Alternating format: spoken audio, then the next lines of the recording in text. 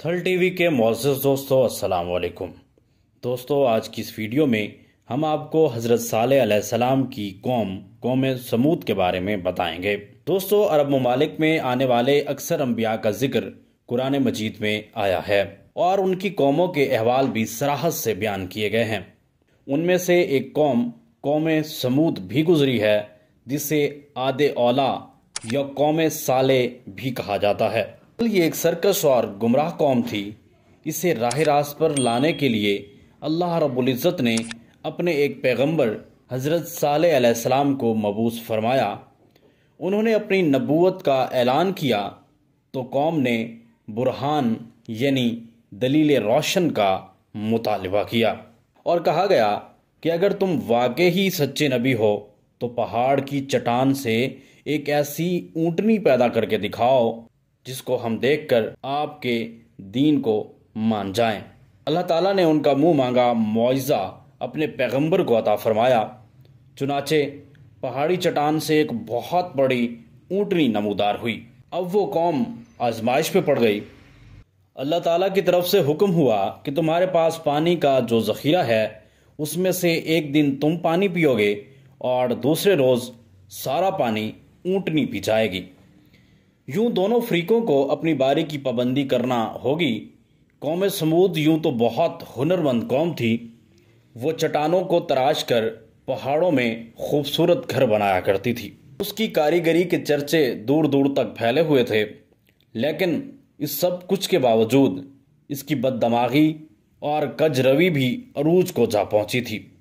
اس کے بعد جب کہ انہوں نے مطلوبہ معجزہ دیکھ لیا، انہیں نبی کی پوری اطاعت کرنی چاہیے تھی، مگر ایسا نہ ہوا۔ وہ لوگ بد مستور بے دینی پر کمر بستہ رہے، بلکہ کچھ عناصر نے یہ پروگرام بھی بنا لیا کہ خدائی اونٹنی کو مار ڈالا جائے۔ حالانکہ حضرت صالح نے انہیں ایسا کرنے سے منع کیا کہ اس غلط ارادے سے اسے مت چھونا ورنہ ہلاک ہو جاؤ گے۔ لیکن جب کسی معاشرے کی مت ماری جاتی ہے تو اس پر کوئی تنبیہ کارگر ثابت نہیں ہوتی، اور یہی حال قوم سمود کا تھا۔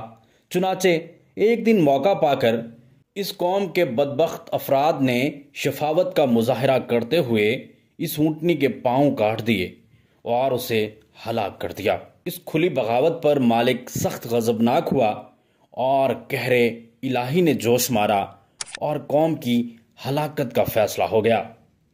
وہ قوم جو پہاڑی وادیوں میں اپنے آپ کو انتہائی محفوظ و مامون سمجھ رہی تھی، خدائے جبار نے اسے عجیب طریقے سے ہلاک کر دیا۔ ہوا یوں کہ ایک زبردست آواز پیدا ہوئی جیسے کوئی خوفناک چنگھاڑ ہو۔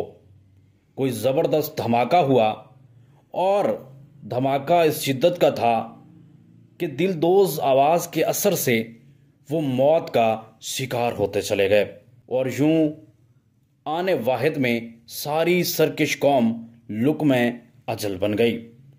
یہ ہے کہ کوہ تراش قوم کا واقعہ جو اپنے اندر بصائر لیے ہوئے ہے، جہاں مالک حقیقی انسان کو اپنے عجیب مظاہر دکھاتا ہے، وہاں اس کی سزائیں بھی بڑی انوکھی ہوتی ہیں۔ نامعلوم اس شدید چیخ میں یا سخت دھماکے جیسی آواز میں کیا تاثیر تھی؟ عین ممکن ہے کہ ان کے جگر پھٹ گئے ہوں یا حرکت قلب بند ہو گئی ہو۔ کیا معلوم اس آواز نے ان کے کانوں کے پردے پھاڑ دیے ہوں اور ان کے اجسام ریزہ ریزہ منتشر کر دیے گئے ہوں۔ اس قسم کی مزید معلوماتی ویڈیوز دیکھنے کے لیے جڑے رہیے تھل ٹی وی کے ساتھ۔ کامران ظفر موڈ، تھل ٹی وی۔ تھل کی محرومیوں کی آواز۔